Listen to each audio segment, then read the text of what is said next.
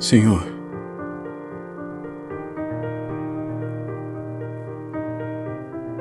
até quantas vezes pecará meu irmão contra mim e eu lhe perdoarei? Até 7? Não te digo que até 7. Mas até 70 vezes 7.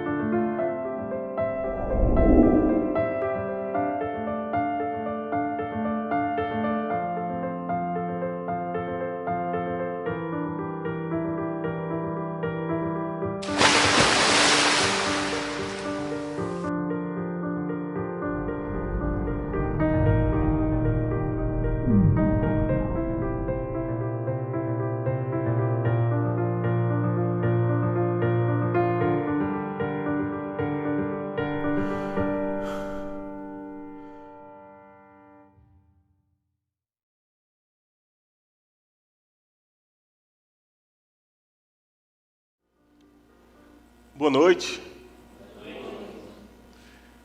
Que legal, né, gente? 70 vezes 7, a matemática do perdão. Rapaz, não vou mentir não. Não sei vocês.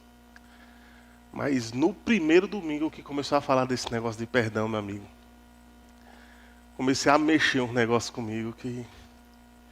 Você parece que isso é mais sério do que o que eu pensava. E parece que cada domingo que vai passando, parece que o negócio vai piorando, sabe? E nós tivemos aí o primeiro domingo, né? Onde Felipe falou sobre a subtração da culpa. Aí tivemos o segundo domingo, que falou sobre a adição do amor. E hoje nós vamos tentar entender sobre a multiplicação da graça, certo? Mas, só saindo aqui um pouquinho, eu não sei se todos aqui souberam ou comeram da nossa feijoada que foi realizada aqui. Participaram? Foi topado, velho. Vamos dizer, vamos. Vamos dar um aplauso? Bora! Parabéns aí à galera que participou. Foi show, diretamente e indiretamente. Fantástico. Quem não participou, perdeu. Sinto muito dizer, mas que tenham outras, venham outras, né? Domingo que vem, aí ó, se você não comprou, então já dê certo. Eu comi a minha, quase eu não aguento, viu? E olha que ela veio um prato. Eu não sabia se era feijão com carne ou era carne com feijão.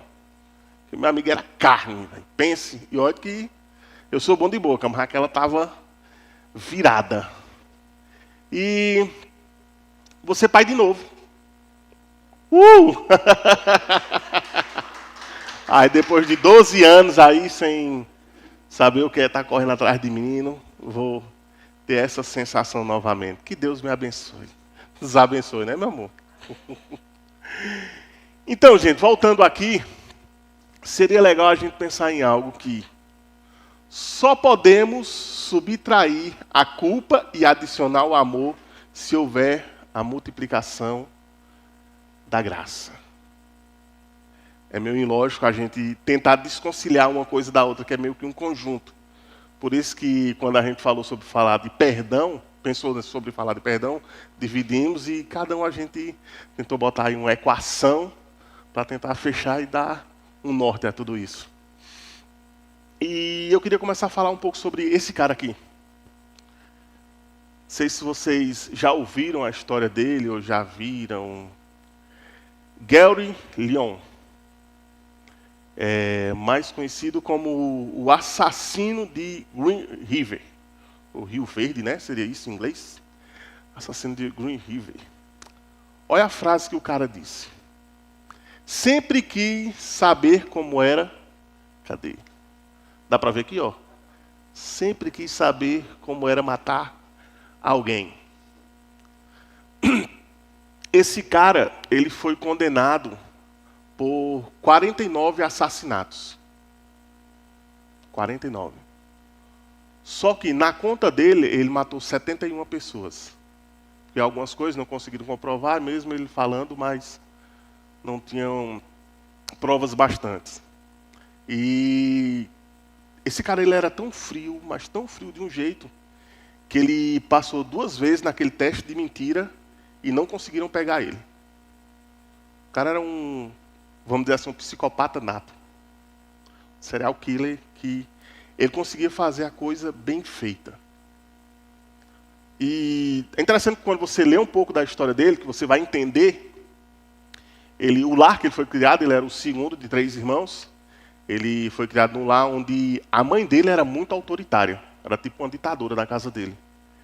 E o pai dele reclamava muito de prostitutas. O pai dele era motorista e sempre que disse que parava nos pontos de onde tinha muitas prostitutas. E quando você vai ver as pessoas que ele matou, as pessoas todas eram mulheres e a maioria prostitutas. E passou-se anos e anos e anos, e as pessoas, os médicos, os policiais, legistas, ficaram doidos sem conseguir descobrir quem era esse cara que estava matando essas mulheres.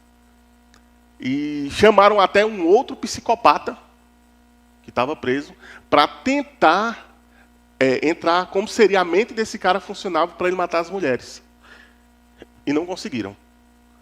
Aí a tecnologia foi melhorando e tudo, aí conseguiram começar alguns resquícios, tudo, até que, enfim, pegaram ele. Aí ele foi condenado primeiramente à pena de morte. Só que aí fizeram um trato com ele ali, disse, se você confessar todos os crimes, a gente não vai dar pena de morte, a gente vai te dar prisão perpétua. Aí ele disse, tá bom. Aí pronto, ele confessou. E no todo, foi em torno de 71 pessoas que ele matou. E uma das coisas mais interessantes que, quando a gente passa a pesquisar ou estudar sobre psicopatas, são pessoas que não demonstram nenhum tipo de sentimento, certo? E quando você vai ver esse cara sendo julgado, porque tem um julgamento dele no YouTube, depois se vocês quiserem podem ir lá e procurar, cara, é fantástico, assim, a cara dos familiares de ódio. Você deve apodrecer no inferno, você é um demônio, você é da pior classe de exílio, você deve morrer lentamente. E cada fala das pessoas que chegavam até aquele lugar, era cada uma mais pesada do que a outra. E como ele reagia a tudo isso, ele reagia com desdém. Ele olhava assim para o pessoal. Tipo que ele se desfazia. Ele não demonstrava sentimento algum por aquilo, é como se não tivesse nada. Só que aí, de repente, entra outra pessoa. Esse senhorzinho, Robert Hulley. Eu tentei descobrir alguma coisa sobre ele, mas só consegui descobrir o nome. E esse cara, ele entra no tribunal, ele olha, aí ele começa a falar, né? Ele diz, eu vejo que todas as pessoas que entraram aqui, eles querem o seu mal, eles querem que você morra, eles estão com muito ódio no coração. Aí ele vai e diz, mas você está me fazendo fazer uma das coisas mais difíceis que o meu mestre me ensinou.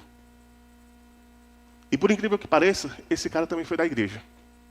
Aí quando ele começou a falar que o meu mestre me ensinou, parece que na cabeça dele ele já entendia sobre o que o cara estava falando, o velhinho. Aí ele vai olhar assim para o velhinho com um cara de espanto, ele já se espanta. Aí ele baixa o rosto, aí o velhinho diz, eu te perdoo. Pelo contrário de todos os outros que querem ver sua morte, eu te perdoo. Esse cara começa a chorar. Então isso, para a psicologia ou para a ciência que estuda esses casos, é algo inexplicável. Um psicopata chorando. Mas ele chora diante de um perdão. De um cara que olha para ele, sabe de tudo que ele fez. Esse senhorzinho é pai de uma das mulheres que ele matou. Mas ele decide, ele entendeu o que Cristo disse a ele, e ele disse, eu te perdoo. Outra pessoa também, esse é bem conhecido, vocês acreditam que todos conhecem, é o nosso querido Jô, né? Não está mais entre nós. Jô, para quem não sabe, a mãe dele foi atropelada por um taxista. E esse taxista socorreu, pelo contrário, né, ele socorreu, tentou ajudar ela de todas as formas, porém a mãe, infelizmente, não resistiu, a mãe do Jô faleceu. E passaram-se 10 anos e esse taxista era doido para encontrar o Jô. E um certo dia disse que Jô precisou de um táxi. E quem era o taxista? Esse cara, dito cara que matou a mãe dele, atropelado. Aí ele disse, quando deixou o Jô, ele disse, Jô, tem 10 anos que eu não sei o que é dormir direito. Tem 10 anos que eu tento chegar até você para pedir perdão. E eu achei interessante a reação de Jô, né? Jô disse, não, esquece isso, deixa para lá. Ele disse, não, esquece não. Eu quero que você me perdoe, que você diga, eu te perdoo. Aí Jô solta uma pérola bem legal, olha o que ele disse. Perdão para mim é a coisa mais importante no cristianismo. Eu não sei qual é a fé que ele professava, tudo, mas ele admite que no cristianismo a coisa que ele acha mais importante é o perdão. Então, eu acho que é algo bom da gente olhar e dizer, cara, é algo que eu devo me preocupar, é algo que eu devo pensar bem. Mas então, o tema da nossa série, ele surgiu dessa pequena conversa, né? Eu queria ir para frente, mas se eu for, eu vou atrapalhar quem está aqui. Estou tentando aqui ficar de um jeito para não atrapalhar vocês, não me alinhar nesses cabos, mas vai dar certo.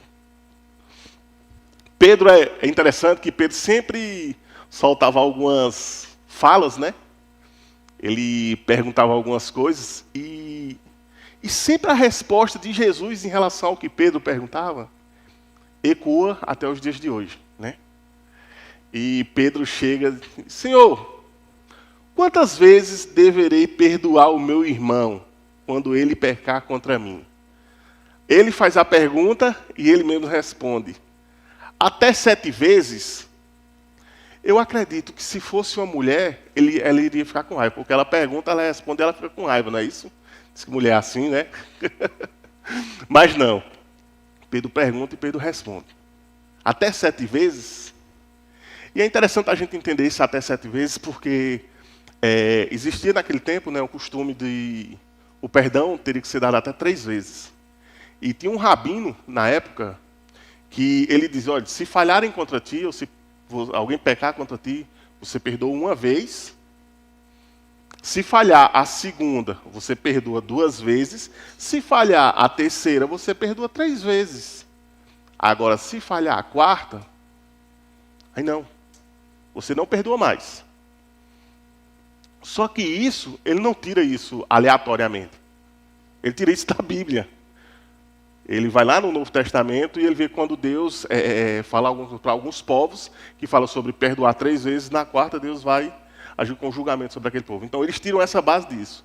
Só que Pedro está andando ali com Jesus, começa a aprender umas coisas diferentes, está vendo que Jesus está começando a tentar mudar a mentalidade daquele povo. Acho que Pedro olha e disse, não, cara, eu acho que esse negócio de 3 agora não é mais, né? 3, Pedro talvez disse, não, vou multiplicar por 2, vou adicionar mais 1, vai dar 7. Um número que é bem, vamos dizer assim, não vou dizer adorado, mas é bem respeitado na questão da cultura judaica. Eles trabalham muito ao redor desse número 7. Não sei se é por causa disso, mas ele diz 7. Aí Jesus vem e diz mais outro negócio. Não, Pedro, 7 não, mas 70 vezes 7. Se Pedro fosse bom em matemática, na hora Pedro disse, oxe, 490. Mas provavelmente se fosse igual a mim, ele ia dizer 7. Sai contando o dedo para ver se chegava até os 790. Só que o número aqui, o 790 que Jesus fala, no caso, de 70 vezes 7, é algo simbólico. É algo que não seria tão relevante. Então, eu acho que a resposta melhor para a gente dar seria quantas vezes for precisa, Pedro. Quantas vezes for necessário perdoar, você vai ter que perdoar. E a gente tem tentado mostrar o que é perdão no decorrer desses domingos, né? Só que a gente também acredita que para a gente entender o que algo é bom a gente entender o que ele não é. E quando se trata de perdão, muitas vezes a gente confunde. Algumas atitudes, é perdão, não é perdão? A gente perdoa por causa disso, não é perdoa? Então, eu queria ver com vocês o que perdão não é. Certo? Então, perdão não é relevar ou aprovar o erro cometido por alguém. Se você releva, meio que você está sendo conivente com ele. Você está, que nem a gente costuma dizer aqui, acoitando. Você está sendo um cúmplice. Então, perdão não é relevar ou aprovar o erro de alguém. Perdão também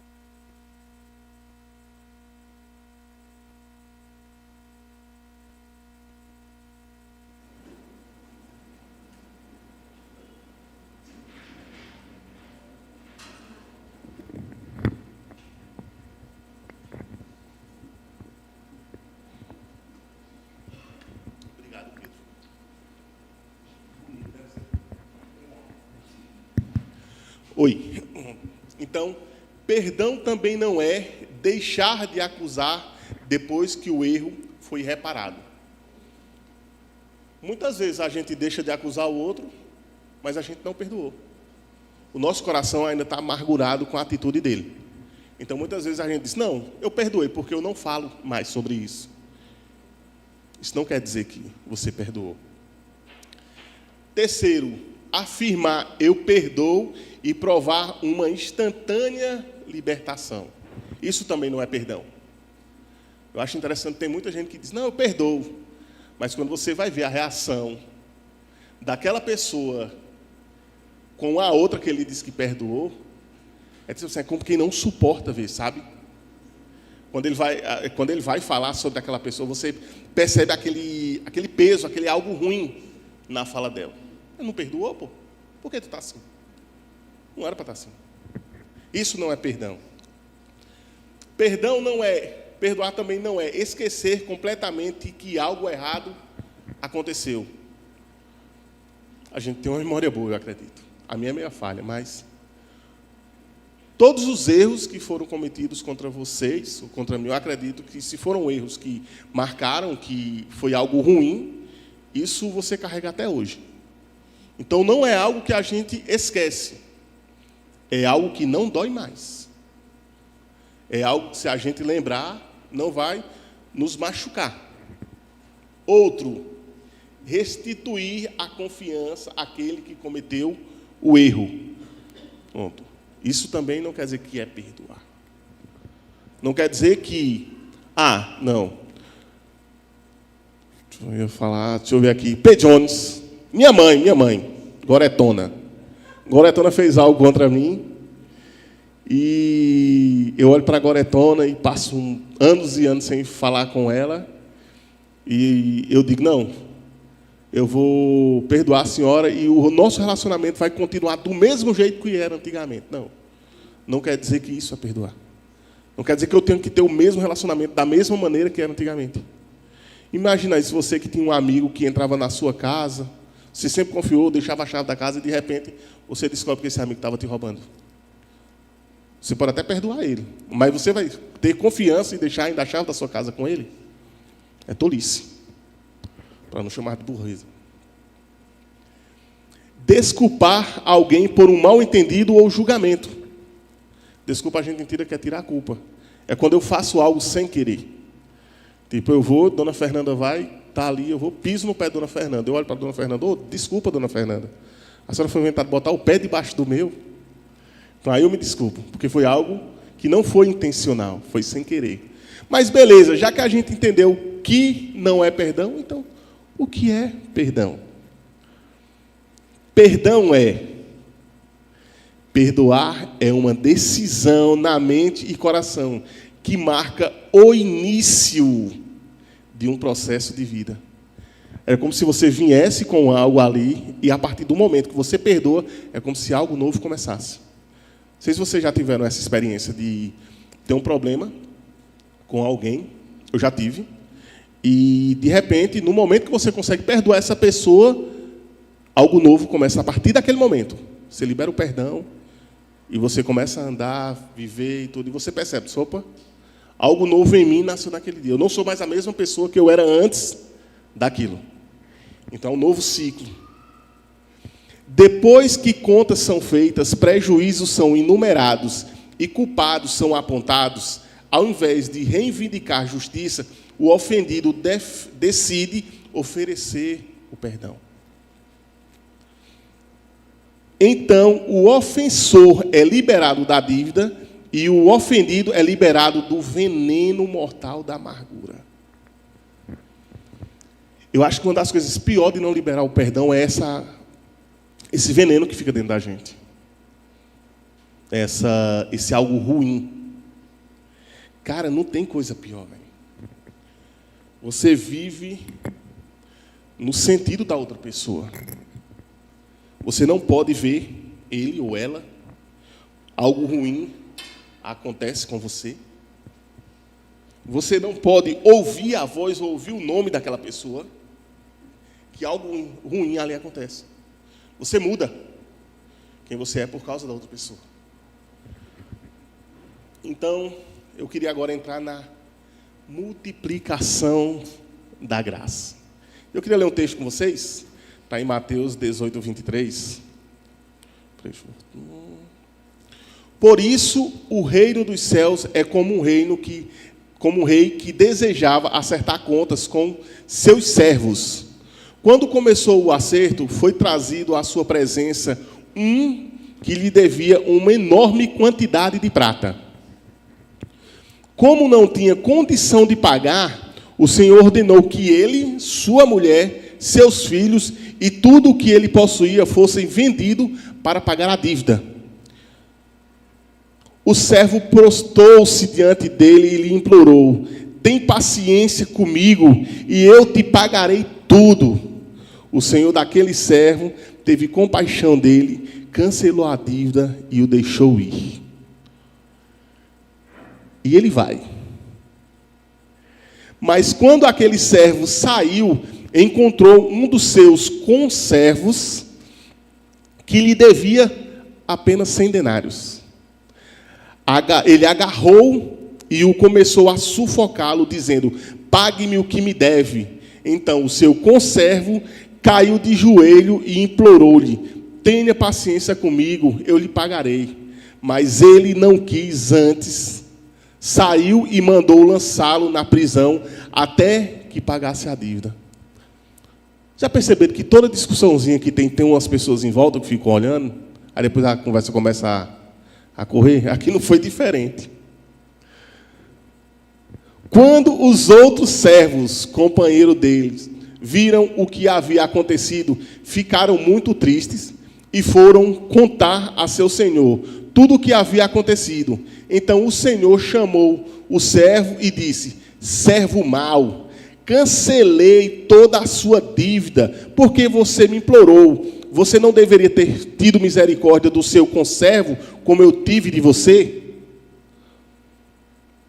Irado, seu senhor entregou aos torturadores, até que pagasse tudo o que devia. Olha o final. Assim também lhes fará meu Pai Celeste, se cada um de vocês não perdoar de coração ao seu irmão. Acho que o texto no comecinho até é interessante, né? Mas quando ele finaliza no 35, eu acho que o bicho pega. Eu acho que é a hora que a gente, sei você, mas cai a ficha assim, opa, eu tenho que parar um pouquinho e pensar nesse negócio direito. Não é bem do jeito que eu achava que era, não. Isso é mais profundo. Então, uma história em 3 atos.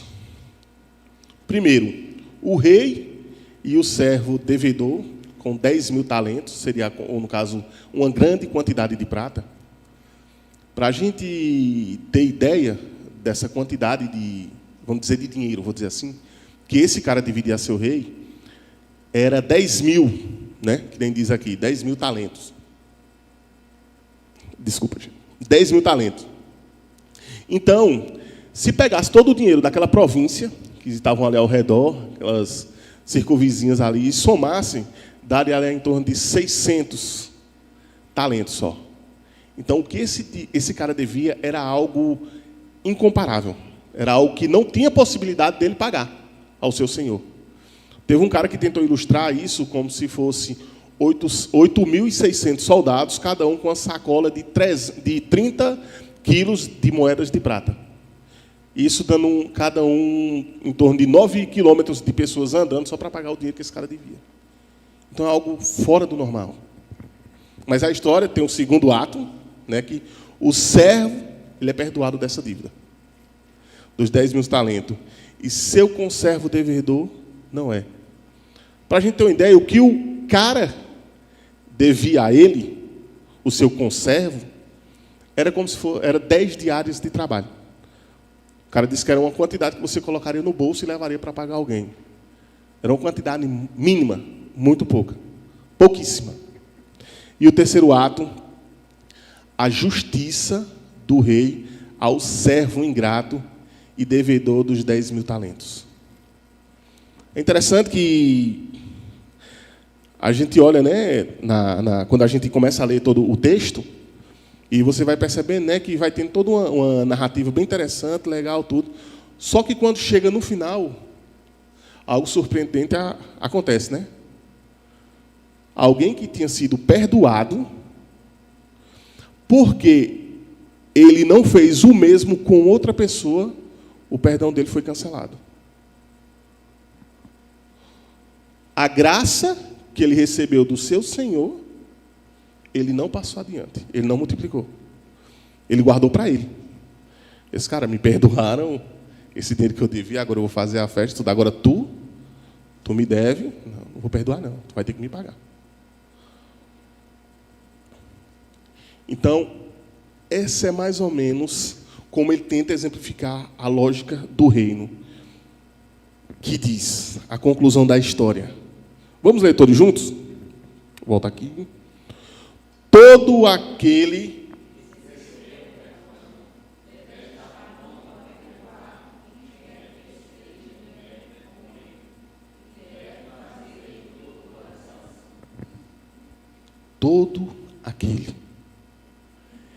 quem quer que seja. Eu acho que tem pessoas que a gente olha assim e diz, não, esse cara aqui é amigo meu, a gente foi criado junto, ele é da mesma igreja, ele é meu primo, ele trabalha comigo. Não, isso aqui é mais fácil de eu perdoar. Aquele cabo lá, aquele menino que fica pulando o muro, fica roubando, não pode ver um capacete em cima da moto fácil que leva. Fica subindo em cima das telhas e quebrando as telhas lá de casa. Aquilo ali não merece, não. Mas ele diz a todos, quem quer que seja. A gente, às vezes, consegue... eu não sei vocês, né? Pelo menos eu... Às vezes, aquele cara que fecha você, né? Você vem de moto, aí vem um cara, aí te fecha, aí você olha, aí sai aquela... Por que tu não faz isso de frente de uma carreta? Não que eu diga. Ou de frente da Joalina. Não que eu diga, gente. Mas, sabe? Mas sob aquela ira. Aquele cara também merece perdão. Na hora a gente sobe, mas... A gente tem que botar a cabeça no lugar, parar para pensar. Opa, peraí, não é assim não. Então, o que o princípio da multiplicação da graça nos ensina? Primeiro, a graça de Deus é capaz de perdoar a maior das dívidas que tenhamos. Cara, não sei se você conhece pessoas que você viu crescer, sabe, você sabe de toda a história do cara, e de repente você olha assim, não, aquele cara ali não merece não. Esse outro ali é bonzinho, mas aquele ali não merece não. Aquele cara já fez isso, assaltou, roubou, matou, estuprou. Fez tudo que não presta. Esse cara merece também. Esse cara ele não é ele é um alvo também do amor de Deus, da graça de Deus, e deve ser multiplicada. Segundo, a graça não é apenas um ensino teológico, mas um desafio diário de cura e perdão a ser praticado na vida.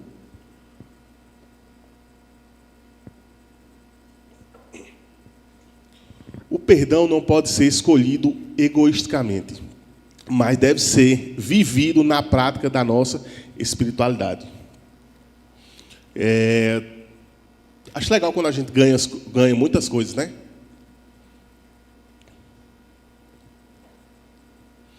É legal quando a gente ganha algumas coisas, certo?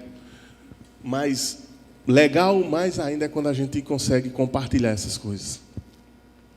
E uma das coisas que eu tento trabalhar muito em mim, e eu acho que eu vou ter que vir para o negócio do temperamento, no sábado, é a questão do meu temperamento. Para quem não me conhece, eu sou um pouco explosivo, sabe? E às vezes eu tento reagir de uma maneira mais controlada, mas nem sempre eu consigo. E é difícil. É difícil, eu tento controlar tudo. Melhorei muito, mas ainda tem muito que melhorar. A graça também, ela nos transforma nisso. Ela faz com que nós recebamos e nos transformamos para não passar esse egoísmo, essa chatice, esse ser insuportável que nos tornamos. Mas passar algo que é bom, transformador. E terceiro, a graça e a misericórdia de Deus jamais anulam a justiça divina. É mais ou menos a ideia de que, Deus me ama. Não, Ele já morreu por mim, Ele já se entregou lá numa cruz. Eu não vou precisar fazer muita coisa, não. Eu vou só viver agora e vou aproveitar. A gente tem que entender também que a ira de Deus existe.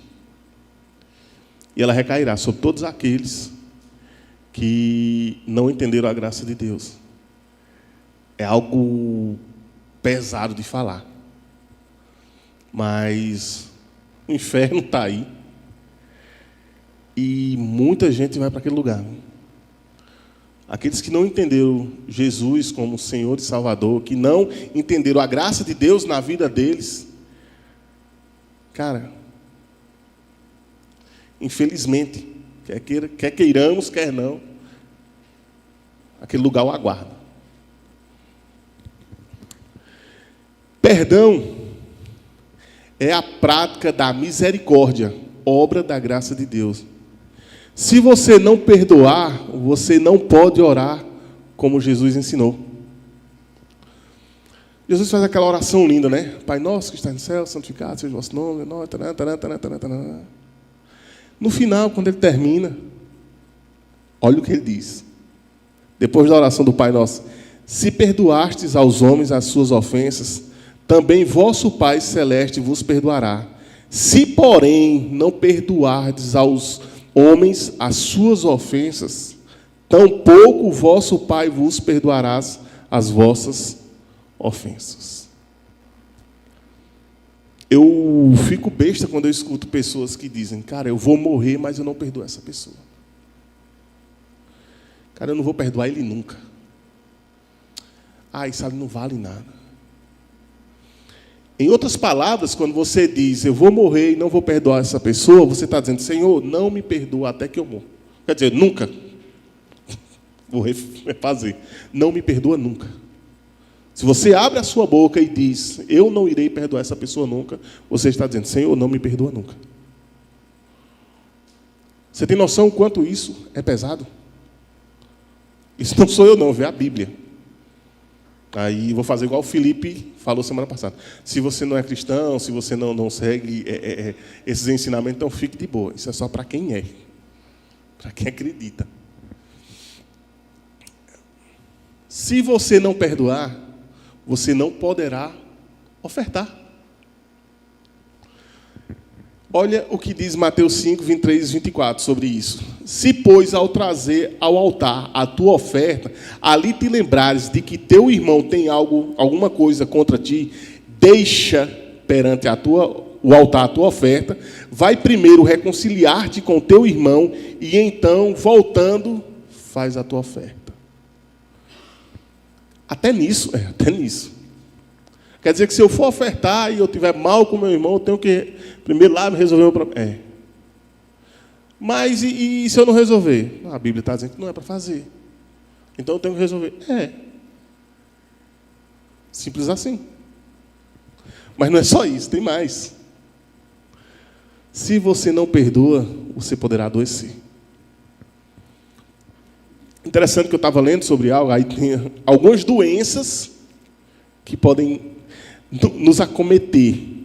Ansiedade, distimia, angústia, depressão, opressão, paranoia, síndrome do pânico, esquizofrenia, toque, loucura e suicídio. Doenças psicossomáticas. Começam na mente, depois começam a ter reações no corpo. E talvez você vá a algum médico, você vai ter um tratamento ali, ele passa alguns remédios, algum tratamento de alguns meses. Talvez aquilo vai ser um paliativo, vai melhorar. Mas o teu problema não é o remédio, é o perdão que não foi liberado. Então, se você não consegue liberar, cara, não vai se resolver. E eu acho legal, muito legal, quando a gente lembra de Jesus. E a gente às vezes diz, cara, não, mas esse cara não merece o meu perdão. Eu merecia o perdão de Jesus? Você já parou para pensar? Eu merecia o perdão de Deus? Eu merecia que Deus enviasse seu filho para morrer numa cruz por mim? O cara não merece, mas eu mereço. Mas Jesus, ele vem e faz isso. Ele vem, ele se entrega numa cruz, ele derrama o seu sangue. Ele nos aceita de volta. Ele nos reconecta ao Pai. Quando, antigamente, nos primeiros séculos ali, quando alguém era preso, quando ele cometia algum ato, algum delito, ele era preso, aí tinha um papel lá. Quando ele saía, era carimbado no papel, Tetelestai. Ele não deve mais nada. Isso é o que Jesus diz. Tetelestai. Está consumado. Volta. Está consumado. Está totalmente pago. Dívida cancelada. Perdão concebido. Quando nós olhamos para o ofensor, para alguém que nos causou dano, é meio que a gente tem que olhar para ele e dizer, cara, o dano que você me fez, eu assumo. Você não me deve mais nada. Você não precisa se preocupar com nada mais. Tudo que você me ofendeu, tudo que você fez contra mim, está perdoado. Foi pago. Você não deve mais nada. Eu vou reforçar mais uma vez. Se você perdoa, o nosso Pai Celeste, Ele te perdoa. Agora, se você não perdoa, o nosso Pai Celeste, Ele não te perdoa. É meio que difícil da gente ouvir e engolir isso, mas isso é fato. É verdade. Por mais que a gente tenha raiva, por mais que a gente tenha ódio, por mais que a gente tenha aquela coisa ruim contra alguma pessoa, nós temos que aprender a perdoar. Nós temos que liberar esse perdão. É uma ferida na alma que nunca vai cicatrizar enquanto você não fizer isso. Então eu queria pensar com você para refletir e praticar. Você tem dificuldade de reconhecer a tua culpa na quebra de um relacionamento? Será que você é daquele tipo que quando acontece algo e há aquela quebra de relacionamento, aí você diz, não, mas foi ele? Porque tem muitas pessoas que dizem, não, mas ele fez isso. Eu quero lembrar uma coisa. A ação do outro não deve definir a sua.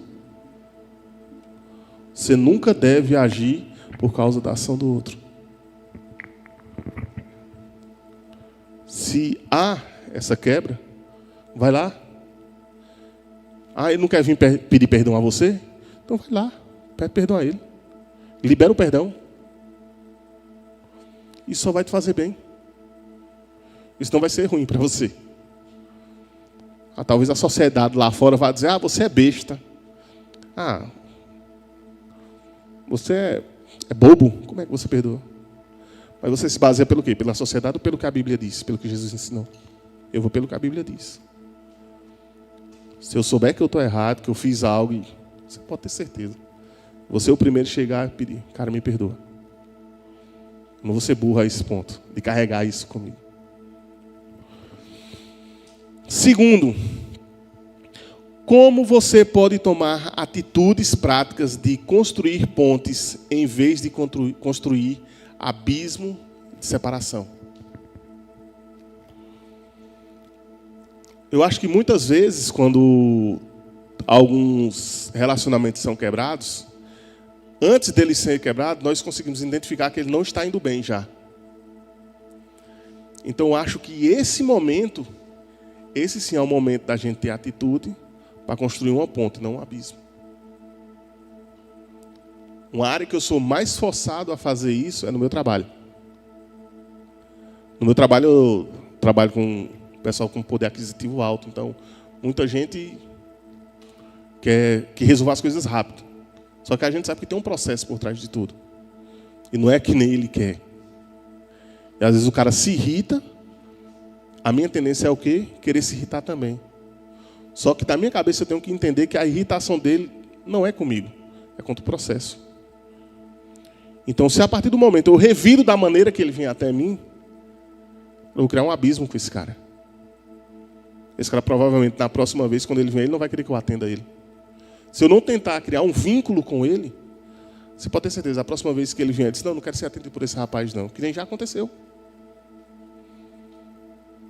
Aconteceu de cliente chegar, quando chegava havia só um dos consultores em pé, aí quando ele via, aí ficava em pé lá fora. Aí quando chegava alguém, já foi atendida, disse, não, mas por aquilo ali eu não quero não, eu vou esperar o outro terminar.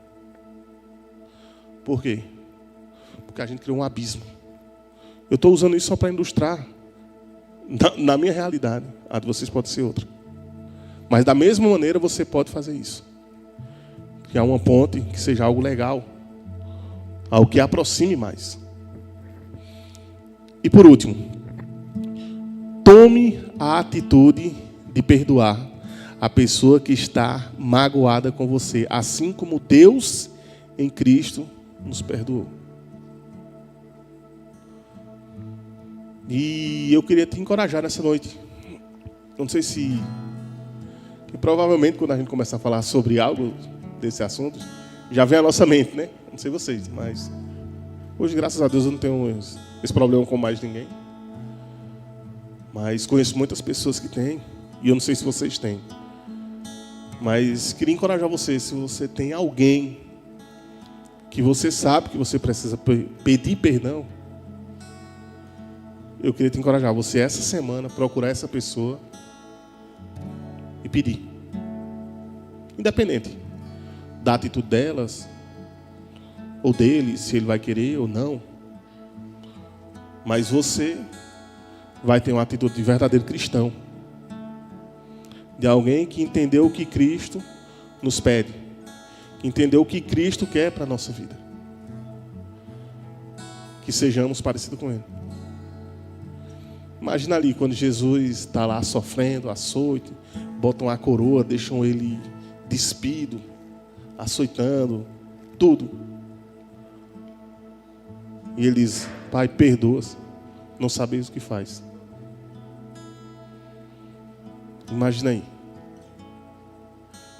Ele foi capaz de perdoar muito mais. Eu acho que nada do que nós sofremos aqui é comparado com o que ele sofreu ali por nós. Nada. Ali na cruz estavam os meus, os teus pecados.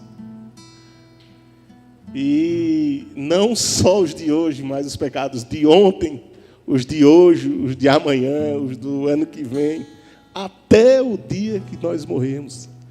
E dizer, agora eu não peco mais. Mas estava ali na cruz, todos, cara. Você tem noção que é isso? Não sei se você tem noção. É uma loucura. Tem hora que eu paro para pensar, cara, como é que pode um negócio desse? Mas é assim que ele faz. Ele decidiu assim. Só que ele, ao contrário dele, ele não pede para eu entregar a minha vida para morrer por uma pessoa. Ele pede para entregar a minha vida a ele E assim como ele fez comigo, perdoando, ele só pede que eu perdoe o outro. Acho que é bem mais fácil do que ele mais fez. Não sei se você acha, eu acho que é bem mais fácil do que o que ele fez na cruz. E eu queria te convidar a ficar de pé nesse momento.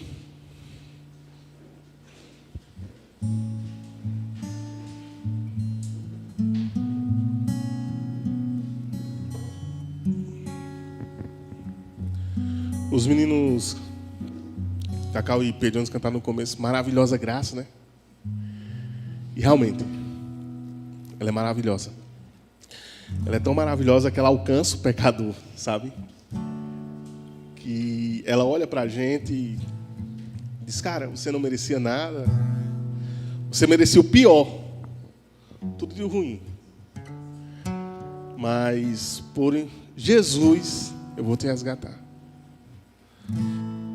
E o que eu acho mais interessante é que quando a gente começa a caminhar com Cristo, não é que vai se tornar tudo um mar de rosas e vai ser tudo perfeito e problemas acabarão, não existirão mais. Vai ter momentos na caminhada que a gente vai dar um tropeço, pá. E Ele vai olhar para a gente e vai estirar a mão e dizer, não, vamos. Mais uma vez eu estou aqui contigo. Cara, todas as vezes, Ele vai nos perdoar, Ele vai nos ajudar. Então é o mínimo que nós podemos fazer. É perdoar quem nos ofendeu.